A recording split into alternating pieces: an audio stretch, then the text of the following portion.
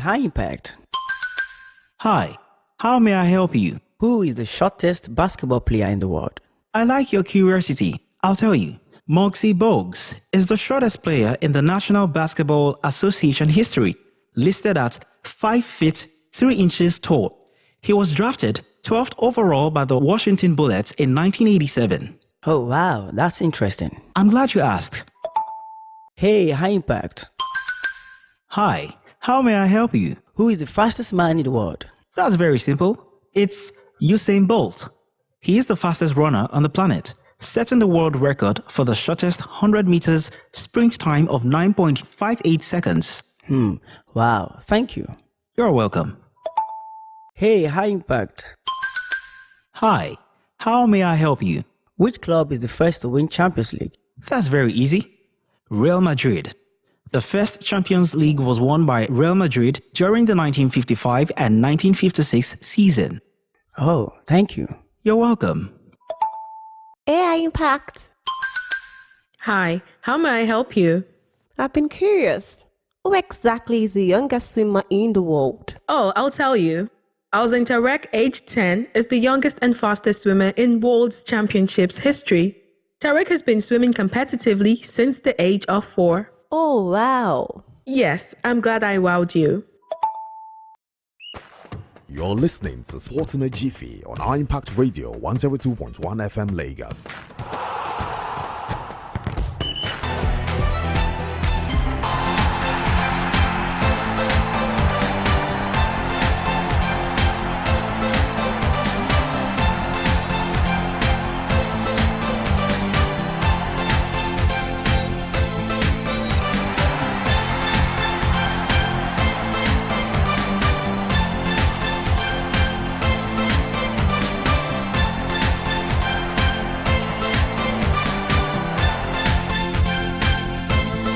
Friday edition of the show this morning, Sports in a Jiffy on your most exciting breakfast show, the Morning Impact Show, here on Empire Radio 102.1 FM. One place where I get to serve you to 5 little facts and I make it compact to your listening pleasure. D-Day already in the English Premier League, fans?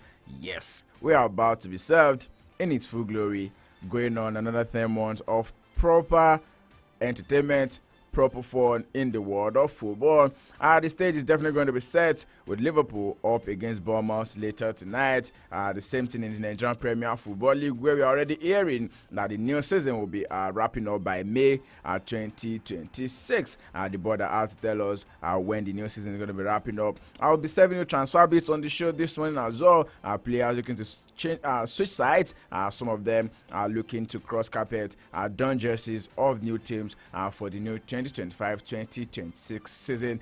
Top stories coming through from the world of basketball on the home front, because the Tigers have now moved up to number 8 in the latest FIBA ranking. And another news coming through by engineer Musa Kida is that the $1,000 that the presidency gave to the Tigers is for the 5 titles that they've won in the time past. So yeah, I'll give you the breakdown of how that money is said to be split between the entire team right there. Sports in the Jiffy on Empire Radio 102.1 FM. Little updates coming through from Manchester United on the show this morning. Carlos Baleba, that man was looking to sign for Manchester United from Brighton and Hove Albion. Looks like the team already having a heads up concerning that particular transfer. I'll tell you more about it. And there's a high chance that Jadon Sancho will also be making the move to the Italian Serie A, where he's going to be teaming up with AS Roma.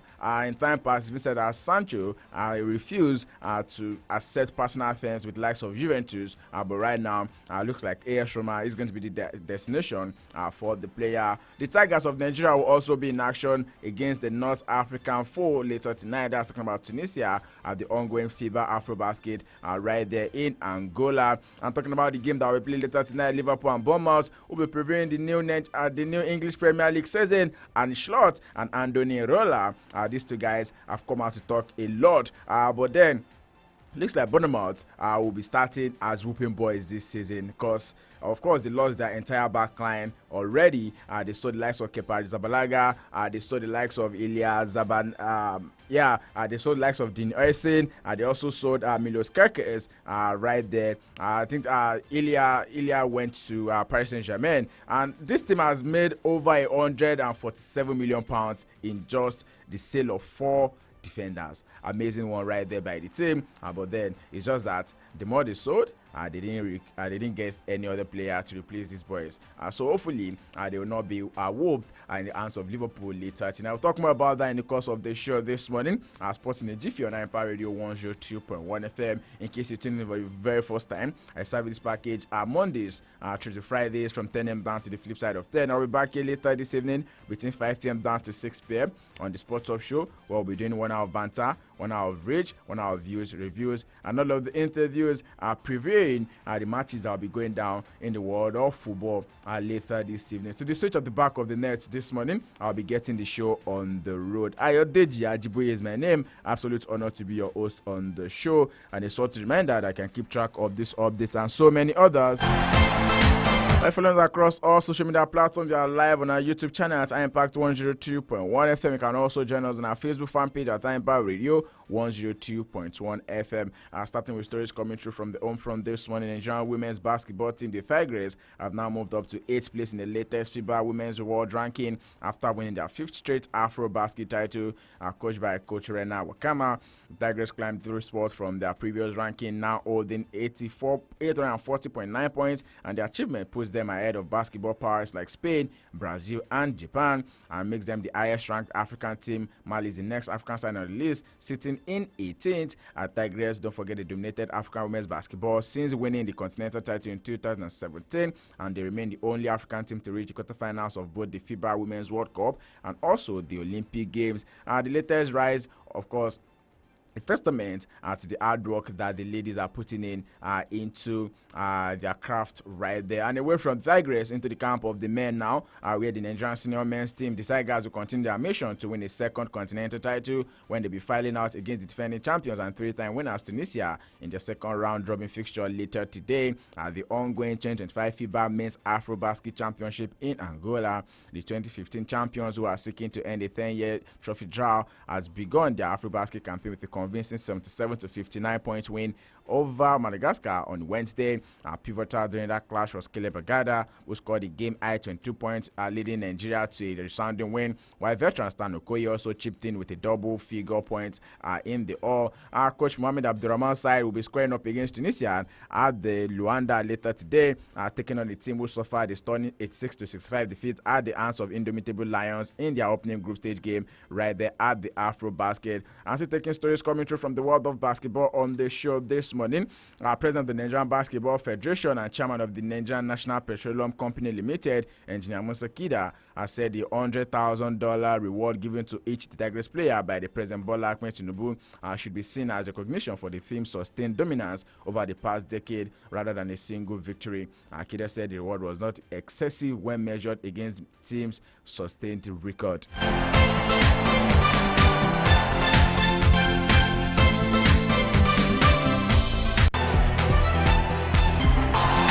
Plenty of thoughts coming through from the world of basketball on the show this morning, but away from that, let's go straight into the world of boxing, where the Director General of the National Sports Commission, Bukola Olokpade, suspended the Nigerian Boxing Federation election to ensure due process and allow proper participation of all stakeholders in the electoral process.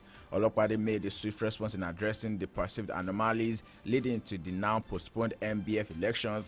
The suspension followed widespread disbelief amongst boxing stakeholders after a timetable was released for the poll, with less than 48-hour window for aspirants to complete their nomination form and screening process.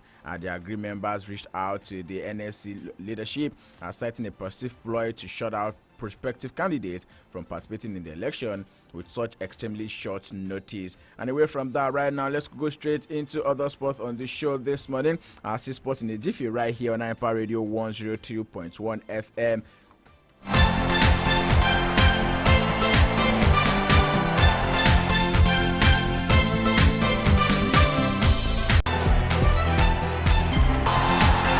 president of the Nigerian Scrabble Federation, Engineer Olobathoke Aka, has expressed confidence that Team Nigeria will be dominating proceedings at the second edition of the African Youth Scrabble Championship.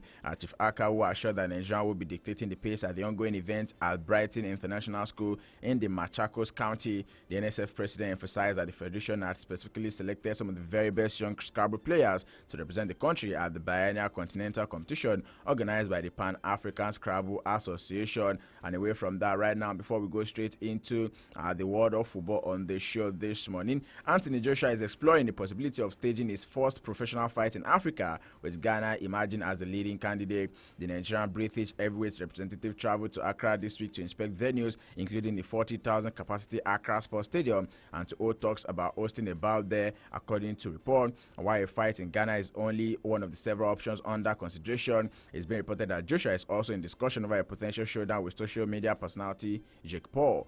Joshua, whose parents are Nigerian, had long expressed a desire to bring his big-time boxing to Africa, with the London 2012 Olympic gold medalist rebuilding his career after a knockout defeat to Daniel Dubois last September. And away from that, right now, straight into the world of football, we start with us commentary from the Nigerian Premier Football League, where it's now been said that the 2025-2026 Nigerian Premier Football League season will be ending on May 24, 2026, according to the full fixtures released by the league body last night. Just over a week to the start of the new season, and after 2 weeks since the opening fixtures were released, the league body dropped the full fixtures yesterday, and defending champions Remo Stars will kick off their 2025-2026 campaign with a headline clash against 2022 champions Rivers United in what promises to be a thrilling curtain raiser on August 22nd right there in Ikene. Remo Stars won the last time 2024-2025 NPFL title, claiming 71 points to win their first ever title, and the opening weekend will be followed by 18 more weeks of tussle leading to the mid-season break from December 30, 2025 to January 6, 2026. The mid-season transfer window will also be open from January 1 to 30 as 20 clubs continue to fight for supremacy. The match day 38 will come up on Sunday, May 24, 2026, with fixtures that will see other Remo Stars end their campaign away at Bendel Insurance. It's also been said that the Nigerian Premier Football League is gradually leaning towards the introduction of the video assistant referee and is also seeking new broadcast partners, with possibility of having both in the coming season of the Nigerian Premier Football League. And with that, we'll move straight away from the home front this morning, skidado straight into the world of tennis, where we're gearing up for the last Grand Slam of the year. That's going to be staged right there at the Flushing Meadows. With us coming from the ATP this morning, world number one, Yannick Sinner crushed Felix Auger-Aliassime 6-0, 6-2 to cruise into the Cincinnati Open semi-finals. Auger-Aliassime had won both their previous encounters in 2022, and Sinner appeared to take exception to this as he quickly set about rectifying his record against the Canadian. The Italian, who has won 4 Grand Slams since the pair last met in a match at this tournament 3 years ago, picked apart the game of Auger-Aliassime as he took the first set in just 27 minutes. He stunned Auger-Aliassime, served back-to-back double faults to concede an opening set in which he only managed to win 9 points. As it is right now, Sinner will be facing Terence Atme next after the French qualifier stunned 7-seed Ogarune with his straight-set victory. The 23-year-old beat the Danish world number 9 6-2, 6-3. Left-hander Atme, who is ranked 136th in the world, is the first qualifier to reach the men's Cincinnati in the last 4 in 10 years. Also yesterday, American Ben Shelton continued the strong run of form with a 6-4, 6-4 win over Czech Republican, and it means that it is right now is making it into the quarterfinals. 5th seed Ben Shelton, which 22 will be taking on 3rd seed Alexander Zverev in the last 8. The 28-year-old German, like Shelton, has yet to drop a set in the ongoing tournament. Away from that, right now into the WTA, where world number 2 Kokogov beat Lucia Bronzetti 6-2, 6-4 to book a place in the quarterfinals at the Cincinnati Open. The two players had progressed to the last 16 in contrasting ways, with Garov having won only a match in straight sets before a walkover against Diana Rastremka in the last round. Bronzetti, on the other hand, had come through with 3 sets in her previous 3 rounds, and the world number 61 quickly found herself 3-0 down. Gal was broken in the 5th set, but girls, she proved to be a brief blip as she went on to win the opening set in 33 minutes. Right now, Gal will next be facing Italian Jasper Paolini, who won 6-1, 6-2 against Barbara Krejcikova of the Czech Republic. 2-time Grand Slam champion Krejcikova, who needed a medical timeout into the second set, was beaten in 71 minutes. Okay, amazing one right there in the world of tennis. And of course, we're preparing for the last Grand Slam of the year, like I mentioned to you. No one, especially for me, I cannot wait for the US Open. One trillion moments right there when it comes to the world of tennis. And the last Grand Slam of the year, I tell you that one for free, and definitely comes with a bit of suspense, because right now we've seen 3 Grand Slams being won by just 2 men. One person is holding on to 2, the other person is holding on to 1. The same way happened last year. Yannick Sinner won 2 Grand Slams, Carlos Alcaraz won 2. So are we going to be seeing a repeat of that this calendar year again? It's left to be seen when we finally tip off with the US Open right there in the Flushing Meadows. And away from that, right now, straight into the world of football. Big stories coming through on the show this morning. Just so you know, the English Premier League will be kicking off later today. But before that, let's start with us coming through from the Spanish La Liga, where it's been said that Barcelona for Robert Lewandowski has encouraged teammate Lamine Yamal to find the right balance in his life so he can have a long professional career. Yamal, who has enjoyed a meteoric success and is among the favorites to win the Ballon d'Or this year. However, the Spain international recently faced public criticism for reportedly hiring dwarfs as part of the entertainment in his gangster-themed 18th birthday party on July 13. As it is, and in May, Yamal signed a new contract with Barcelona until 2031 and has taken the club's iconic number 10 jersey. Lewandowski believes Yamal will have a mentally strong We have to be mentally strong to deal with the outside noise while also maintaining his top level. Lewandowski, meanwhile, believes Real Madrid new signing Francisco Mastertono cannot be compared to Yamal. Madrid unveiled the 18-year-old Argentinian playmaker yesterday, with the player arriving on a 63 million euros transfer from River Plate right there. Barcelona, who dominated domestic football, winning the league title as well as the Spanish Super Cup and the Copa del Rey, defeating rivals Real Madrid in all of the last season's Clásicos. Lewandowski expects a stronger Madrid, that is now coached by his former Bayern Munich teammate Xabi Alonso.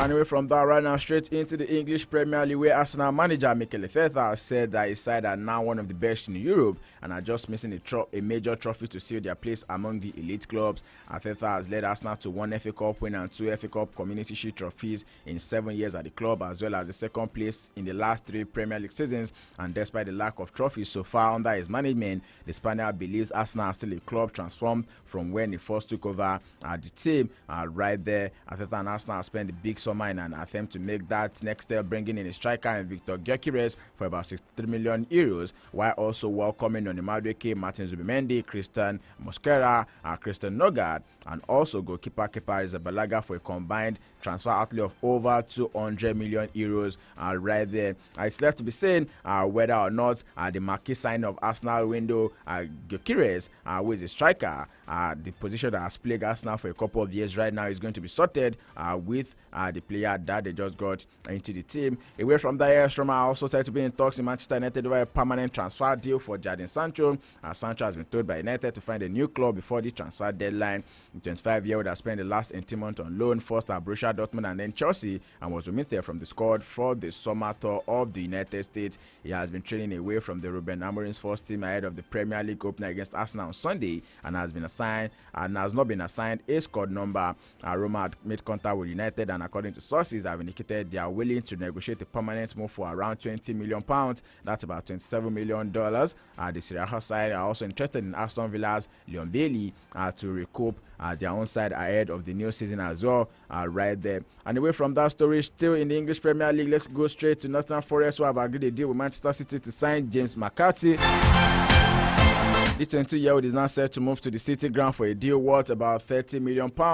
City have also included a sell-on clause and buyback option in their agreement. The England under-21 international has been given permission to undergo a medical with Forest and finalized personal terms ahead of that. McCarthy scored 7 goals in 27 appearances for City last season and is eager to leave the Airtel Stadium in the transfer window in order to find more regular first-team football. And away from that, Newcastle are also set to close to signing Aston Villa midfielder Jacob Ramsey in a deal worth about £40 million. It was reported yesterday that the clubs were in advanced talks over the proposed deal for the 24-year-old, and an agreement is in principle being reached with just the final details left to be complete. Once it's signed, Ramsey will complete his complete the formalities, including the medical, and of the move to the St. James Park.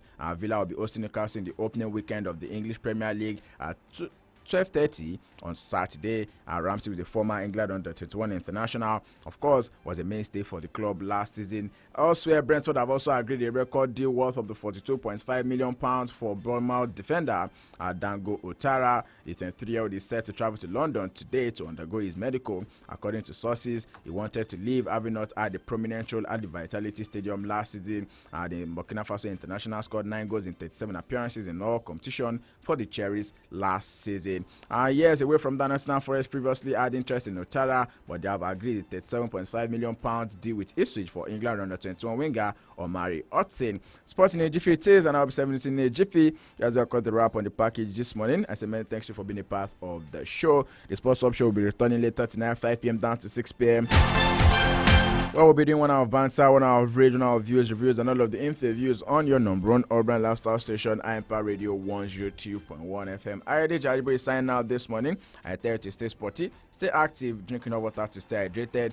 Go out there, be the best version of yourself, and do not forget to be kind, because kindness, I tell you what, kindness is cool. I'll see you when I see you once again. Do have for yourself a lovely and an amazing weekend. Good morning. Hey, high impact. Hi,